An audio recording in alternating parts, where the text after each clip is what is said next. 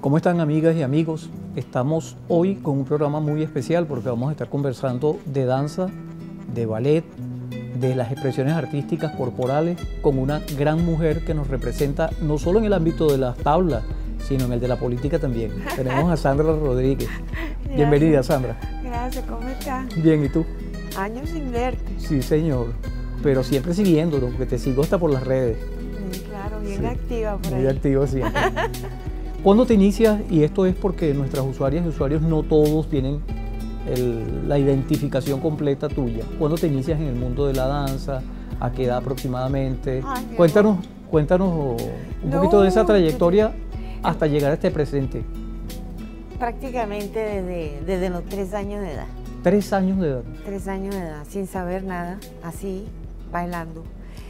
Esa historia se lo pueden buscar en YouTube. No, claro, pero la gente no va a estar buscando YouTube, te quieren ver por aquí, por esta señal prestadora de servicio. Ok, mis padres me incentivaban cuando era muy pequeña y me despertaban con música clásica. Yo me levantaba prácticamente derecho al radio a bailar mis propias coreografías. Después a los 3:30 me pusieron punta, imagínate. ¿En serio? Sí, señor. Y entonces hacía mis propias coreografías y bailaba en la Gran Fraternidad Universal y en la casa los fines de semana. Y trululala. No me aceptaba en ninguna escuela porque era muy pequeña. En esa época no se aceptaba sino entre los 6 y 7 años.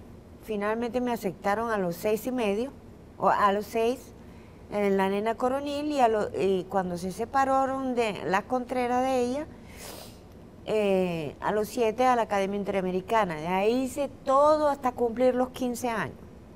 A los 15 años comencé la maestría de clase a enseñar.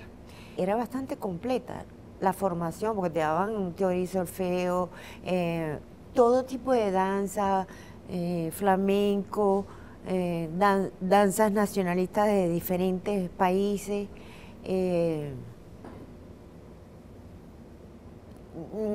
¿Cómo se llama? Iluminación, maquillaje, historia del arte. Expresión corporal, por supuesto que... Claro, teatro también, exacto. Actué en teatro también con Alberto de Paz de Meteo, Era el maestro. Sí, y actuamos en obras de Electra, Edipo. Edipo Rey. Ajá. Entonces, a los 15 años entré al Ballet Nacional de Venezuela y fui escalando así hasta llegar a primera bailarina, y a los 20 años me fui a Nueva York, entré al American Ballet Theater. Cumplí los 21 en Tokio, porque eso fue entrando y prácticamente a los 3 días ya estaba en Tokio. Sí, te saltaron de Estados Unidos a Japón. Sí. Bueno, y después siempre girábamos. Yo hacía en aquella época 270 funciones al año. Ahí giramos todos los Estados Unidos, 2 giras anuales. Primero West Coast Tour y después todo el centro de Washington. Fuimos los que aperturamos el Kennedy Center. Era nuestra casa de residencia y después pasó a ser el Metropolitan. Ahí se hacía, primero eran 3 semanas y después pasaron a 6 semanas seguidas. Y recuerdo cuando yo hice mi primer Giselle, que reemplacé a una de las primadonas de allá, tuve 35 minutos con el público de ovación. ¿En serio? ¿Cómo era? Sí, con el primer bailarín estrella de la Ópera de París, Michael Lenard. Y ellos invitaban muchos coreógrafos de Europa. Trajeron a John Neumeier. Ahí teníamos grandísimos maestros, filósofos. El coreógrafo residente era Anthony Tudor, Sir Anthony Tudor. Y él daba clase en la Universidad de Columbia y en New York University, pensamiento oriental. Él era budista. con él aprendí lo que era la depuración del gesto, saber hablar con los músculos, la expresión. Del rostro, de todo. Todo, todo. La tensión muscular, saber hablar con la espalda, los gestos, el tempo. Después de ahí me fui a Europa con John Neumeier en el Ballet de Hamburgo y creó sobre mí esa famosa obra, la Tercera Sinfonía de Mahler, sin intermedio, hora y media. Y mi padre, el solo era como de 4 minutos, 3 minutos, una cosita así.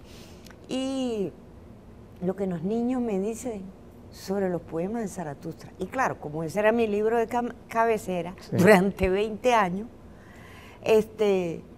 para mí fue un pan comido. Lo que el amor me dice. Y con eso giramos casi toda Europa, las principales capitales, ¿no? Y bueno, y así fui, y simultáneamente, en esa época, yo había pasado por Venezuela, me habían invitado, después de casi 7 años de ausencia, yo pasaba un mes en Venezuela. Y el resto en el exterior. Entonces, 2 meses en el ballet de Hamburgo para poder ensayar rápido y salir a girar. Y por lo general me tocaba esperar en París la llegada del ballet internacional. Entonces seguía girando por otros países o los mismos países y después fundé el Ballet Nuevo Mundo de Caracas, que ya todavía sigue sonando. Con esa compañía cubrimos los 3 continentes. O sea, más que con el ballet internacional. Yo en lo particular... ¿Siempre ballet, Sandra? ¿Siempre ballet? ¿Nunca te metiste con el... Danza contemporánea también? Y no, te iba a preguntar por nuestras danzas... Ya va. Ajá. Ya va. ¿Te parece que lo hagamos después del corte? Okay. Porque estamos justo en el momento de identificar. Vamos a seguir luego con Sandra Rodríguez.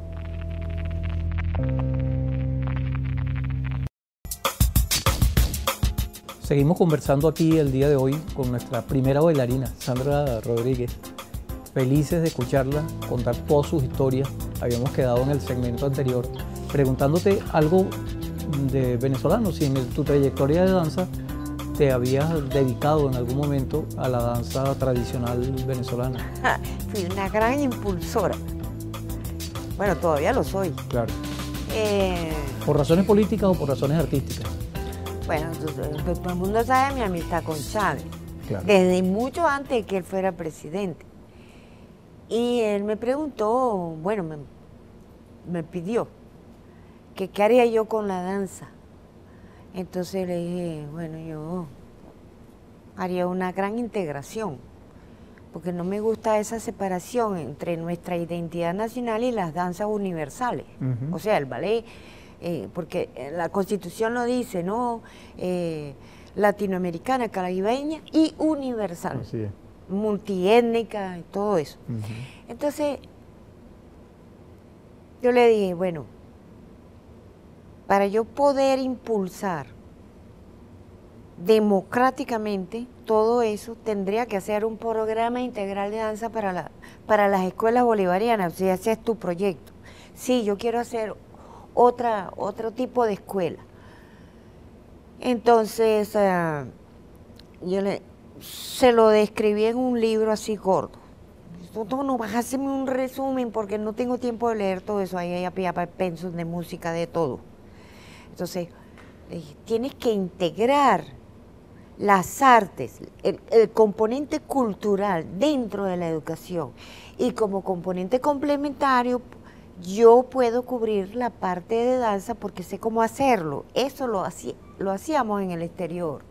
Era obligatorio en todas las compañías.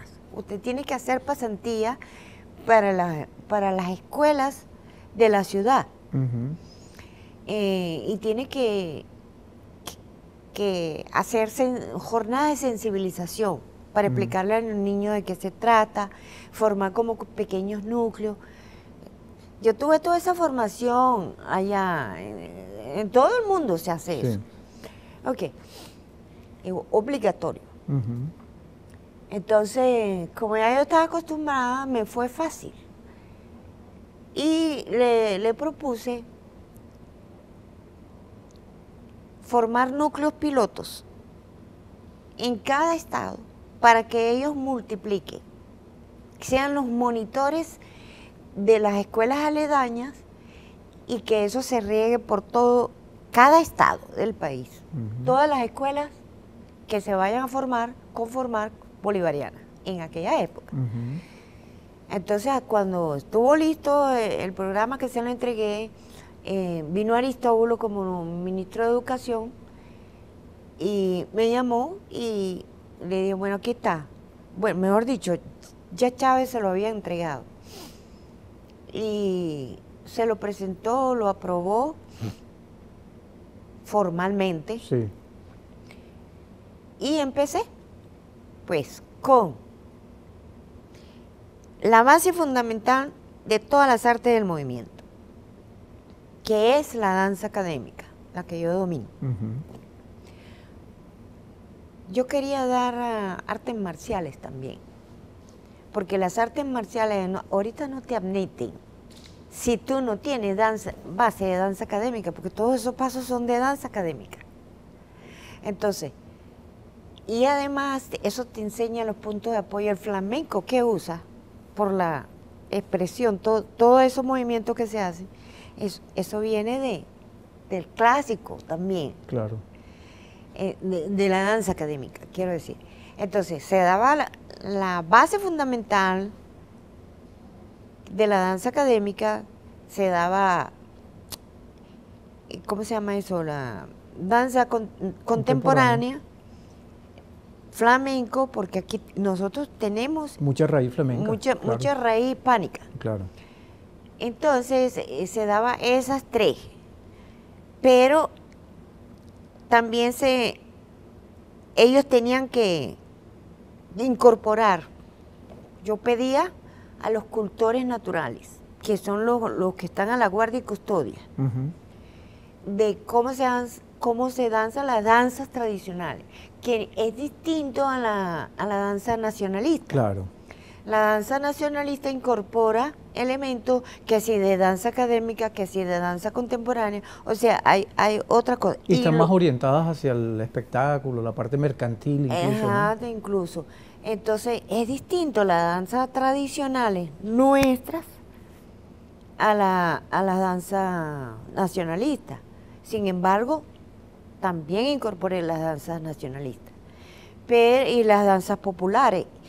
Y Chávez me había pedido hacer mucho hincapié en las danzas indígenas.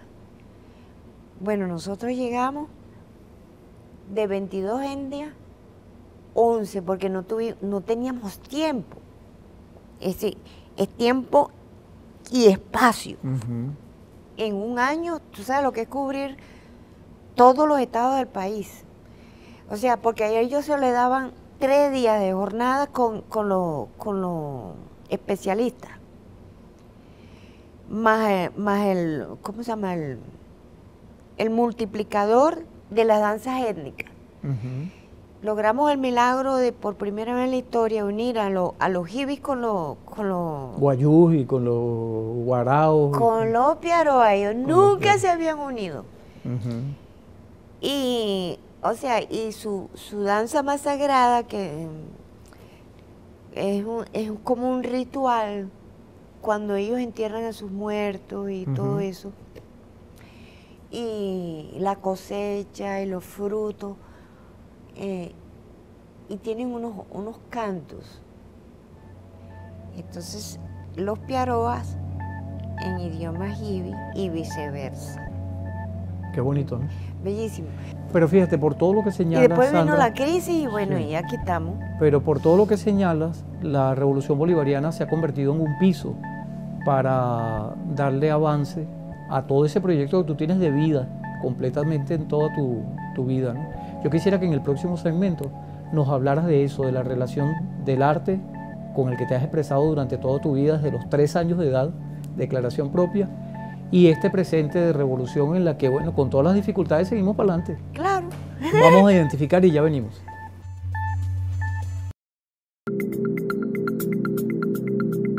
Seguimos conversando aquí con Sandra Rodríguez, muy grato tu compañía y tu discurso y tu historia que nos llena de tanta pasión.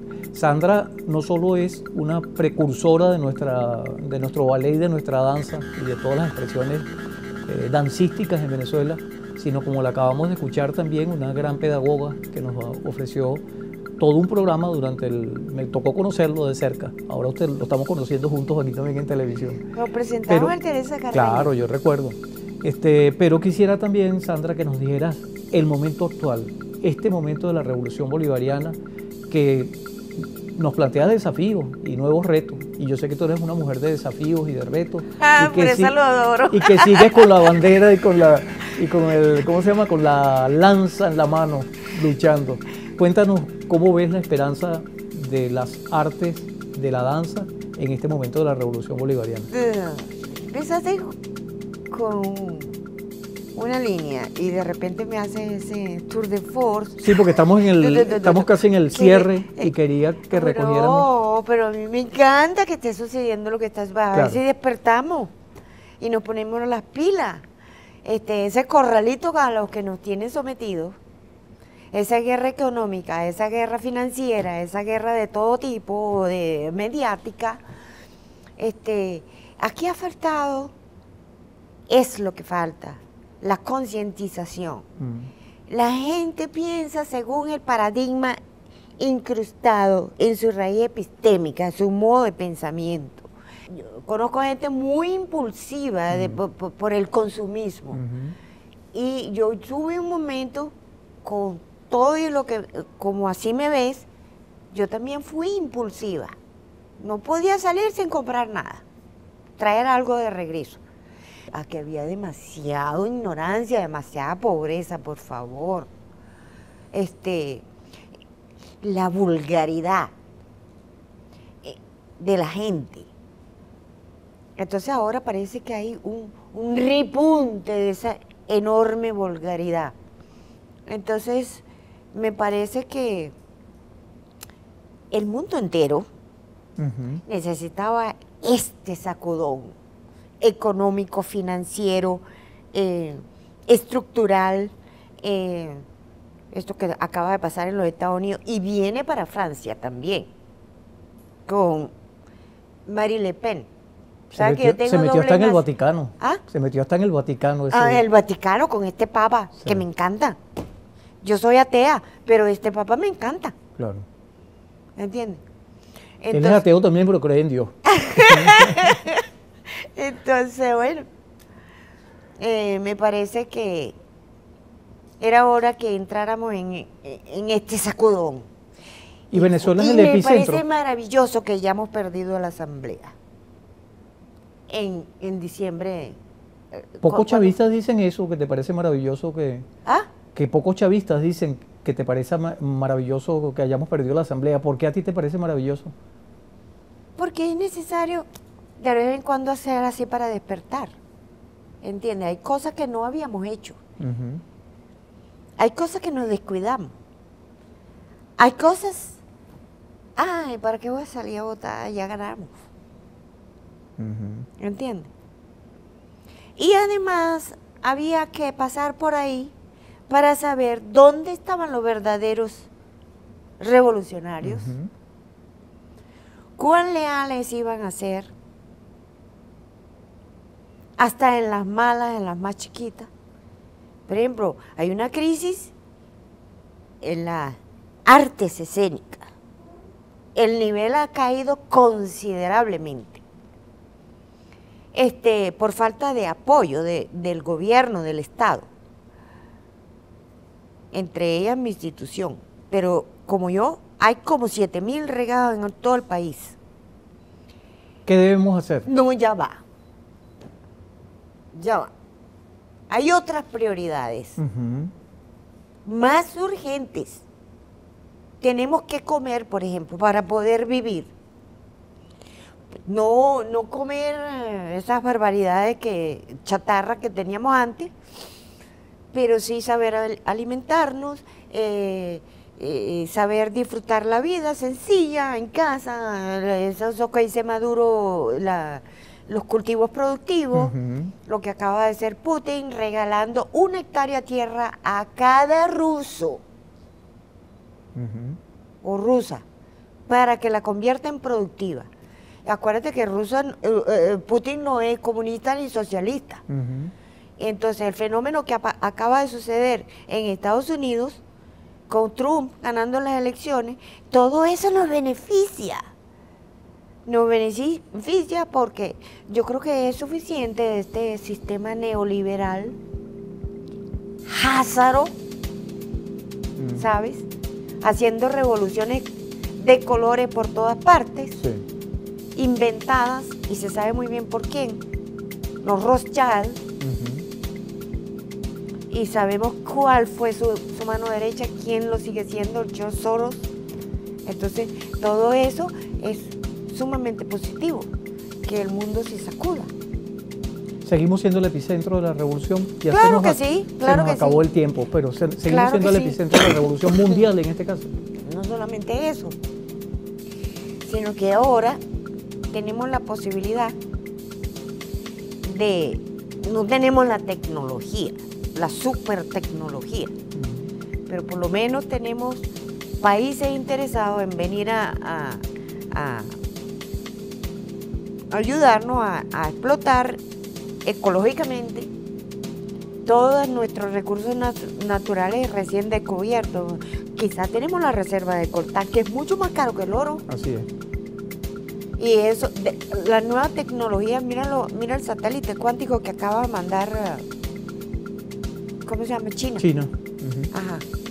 Y acaba de lanzar un cable el más largo del mundo para la telecomunicación cuántica y unir 2.000 kilómetros, Pekín, Shanghái y no sé cuántas otras ciudades. O sea, más rápido que la luz, La sabiduría de una bailarina que además no es solo bailarina, sino una gran revolucionaria. Encantados de haber compartido, Sandra. Se nos acabó el tiempo por el día de hoy, pero muchísimas gracias, realmente encantado. Un abrazo. Gracias.